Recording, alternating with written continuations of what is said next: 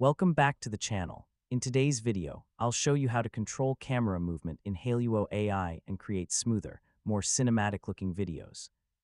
First, open Hailuo AI and go to the video generation section. You can start with a text prompt or an image, depending on the type of video you want to create. When writing your prompt, don't only describe the subject and action. Also tell Hailuo AI how you want the camera to move. For example, you can use instructions like slow camera zoom, smooth camera pan, camera tracking the subject, or slow camera movement from left to right if you want the camera to move closer to the subject. Describe a slow zoom in or forward camera movement.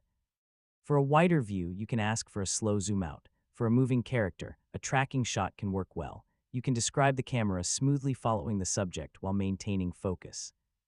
Try to keep camera instructions simple. Adding several different camera movements at the same time can sometimes produce unpredictable results. After writing your prompt, generate the video and wait for Hailuo AI to finish. Once the results are ready, watch it carefully and check whether the camera follows your instructions. If the movement is too fast, too shaky, or goes in the wrong direction, modify the camera instruction and generate another version.